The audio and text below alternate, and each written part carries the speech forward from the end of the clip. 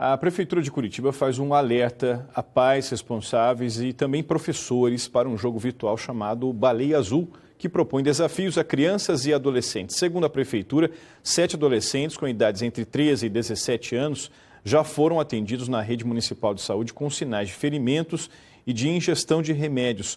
Todos estão sendo atendidos e foram encaminhados para o Centro de Atenção Psicossocial, o CAPS. Ontem a Prefeitura fez uma reunião com os secretários para definir maneiras de se evitar novos casos e o município ofereceu ajuda aos pais. Nas UPAs do Sítio Cercado e do Pinheirinho, nós temos já 7 adolescentes internados, marcados no seu corpo com navalhadas, com marcas de sangue, de automutilação, desse jogo macabro que acontece de madrugada, que atinge adolescentes, que é um processo de bullying severo. Os adolescentes são ameaçados de que alguém da sua família vai morrer se eles saírem do jogo. Se você tem adolescentes, procure acolhê-los, trazê-los para perto de si, conversar com eles. Se observar comportamento estranho de madrugada, reaja, interfira, não os rejeite, mas traga-os para a conversa. Procure a ajuda da rede pública de saúde, do município e do estado. Os 4 centros de atendimento psicológico que a cidade possui, inclusive um especializado só em adolescentes, estão à disposição para ajudar a atender, e as secretarias de estado e do município da educação, de estado e do município da saúde vão trabalhar no sentido de alertar e prevenir essa praga moderna. Alguns sinais no comportamento dos adolescentes podem ajudar os pais a perceber se alguma coisa estranha está ocorrendo com os filhos. Os sinais de alerta, eles estão relacionados à mudança de comportamento, né, desses adolescentes. Então, situações de isolamento, introspecção, adolescentes que ficam muito recolhidos, utilizando até a internet, né? Então, são casos que devem chamar a atenção, né, dos pais para a possibilidade daí de diálogo, né, e de uma investigação do que pode estar acontecendo. E o alerta que nós colocamos, então, além da atenção, além do acolhimento, né, que esses pais eles possam ter um acolhimento com esses jovens, possam estar questionando, possam estar perguntando a respeito das dificuldades que existem, né, que causem uma proximidade ao invés de um distanciamento. E atenção aos pais sobre esse jogo virtual Baleia Azul também é o nosso assunto de hoje, com o educador e psicólogo Marcos Meia, mais uma vez aqui conosco. Tudo bem, Marcos? Bom dia. Bom dia, Solé. Bom, além desses alertas aí que a Flávia Adachi, da Saúde Mental, da Secretaria Municipal daqui de Curitiba, fez, que outros sinais você poderia dar e, entre os pontos que ela colocou, quais você enfatizaria? Eu enfatizaria principalmente o conceito de mudança de comportamento. Por exemplo, se o seu filho age sempre do mesmo jeito, sempre de um modo tranquilo e tal, de repente muda totalmente, você percebe que tem alguma coisa errada. Então, use esse faro, esse alerta para ir atrás mesmo, conversar. Agora, nós temos que ter cuidado, Soler, com 2 coisas. A primeira delas é não banalizar o sentimento e a dor do adolescente, que é verdadeira. Já surgiu uma banalização na internet a respeito dos 50 passos, das 50 ordens que estão dando aos adolescentes pelo joguinho lá da Baleia Azul. Olha o que está acontecendo. Estão dizendo assim, 50 passos para lavar a louça. Isso, ok, dá para brincar em relação a isso, mas num outro contexto. Você está fazendo com que a dor que esse adolescente está sentindo, que é um momento difícil, é verdade, ele está sofrendo, você faz essa banalização, ele se sente ainda pior e aí pode piorar toda a situação dele. Então, primeira coisa, não banalizar a dor do adolescente porque é real, é verdadeira. E a outra coisa é não julgar os pais.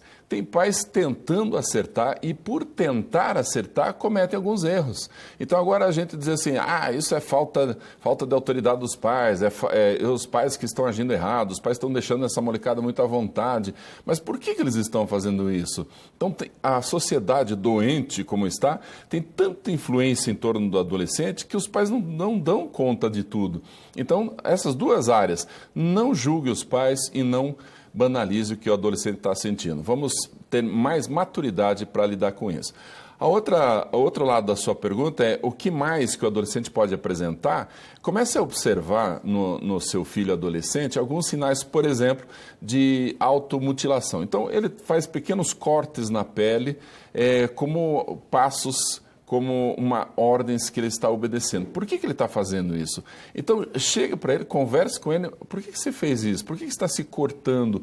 Por que você está trazendo dor para você mesmo? Isso, claro, tem explicações psicológicas bastante importantes que não dá para a gente aprofundar aqui, mas para o adolescente, esse corte é uma dor física que de uma certa forma, substitutiva da dor psicológica. Então, vamos falar da dor psicológica. Filha, você está se sentindo bem, você está se sentindo bem aqui em casa, você se sente amado por mim. Então, esse espaço é suficiente. Agora, vamos imaginar o adolescente dizendo, mãe, eu não sinto bem, eu sinto que vocês não me amam, não me respeitam, não me ouvem, que é normal o adolescente falar isso. Nessa hora, não, para com isso, claro que eu te ouço. Não é esse o momento de dar bronca. Esse é o momento de... É mesmo, filho, você se sente assim? Aí dá um abraço e diz, mas não é verdade, eu te amo pra caramba. Então, mostre o outro lado e aí você está protegendo melhor o seu filho. Marcos, o que vocês, psicólogos, dizem sobre você botar a luz sobre um tema como esse, que é tabu na sociedade, na imprensa de forma geral, falar de automutilação, falar até mesmo de suicídio.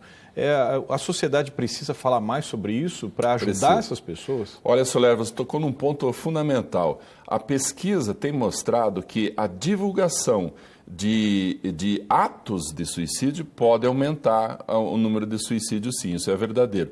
Mas a conversa profunda e séria sobre o tema, não.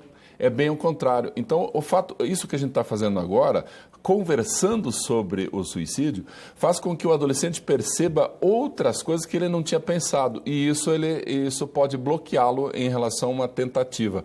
Agora, a divulgação de fatos, a divulgação de coisas que realmente aconteceram, de adolescentes que realmente cometeram suicídio, essa divulgação não é importante, não é boa. Por quê? Porque daí o adolescente vê um modelo e acha, vou fazer a mesma coisa. E isso não é legal. Então, vamos conversar, vamos fazer com que a sociedade traga esse assunto à mesa e aprofunde esses pontos para que a gente possa evitar esse mal que está acontecendo na nossa sociedade. Esses casos têm sido investigados pela polícia, inclusive em outros estados do Brasil também casos têm sido investigados, e já se sabe que algumas pessoas estão tentando entrar nos jogos virtuais para tentar auxiliar quem está sendo, vamos dizer assim, manipulado nessas questões, né? Dar esse colo, essa atenção, ainda que seja atenção virtual apenas. Nós temos que ter um outro cuidado aí. Por exemplo, se uma pessoa não preparada em relação a esse tema entra num jogo desse ou entra em contato com o adolescente tentando fazer a cabeça do adolescente para sair dessa, ele pode dizer coisas num momento, exatamente naquele momento que ele nunca deveria ter dito e disse. Aí pode piorar. Agora, qual é esse momento? A população não sabe, as pessoas comuns não conhecem isso. Então, deixe esse trabalho para pessoas especializadas, para a polícia, para os psicólogos, para os psiquiatras, pessoas que estão preparadas para lidar com o tema. Se a gente banalizar isso, logo vem gente, eu só tentei ajudar porque eu tenho bom coração. Mas você fez uma besteira enorme, olha o que aconteceu. Já foi tarde demais. Então, não entre nessa, não tente ajudar se você não tiver preparação. Marcos, e nas escolas? Como é que esse tema deve ser tratado, na sua opinião? As escolas são fundamentais para a gente fazer um trabalho de valorização da vida e, principalmente, Soler, de um sentimento que está na base do amor à vida, que é o sentimento de pertencer. Por exemplo, se um adolescente se sente parte daquela sala de aula, daquela escola e gosta de estar lá, dificilmente ele vai cometer atos assim. Por quê? Porque o sentimento de pertença faz parte da saúde mental. Agora, o que, por exemplo, o bullying faz? O bullying retira do adolescente justamente esse sentimento de eu faço parte. Ele não se sente parte da escola, nem parte da família, sente que não tem amigos, que ninguém gosta dele, e isso tira a base da saúde mental dele. E aí é claro que a possibilidade de ir para a morte é muito mais fácil. Então, nós precisamos ajudar as escolas a fazer um trabalho muito legal anti-bullying, mas não só contra as coisas más que acontecem. Nós temos que fazer um trabalho a favor da vida.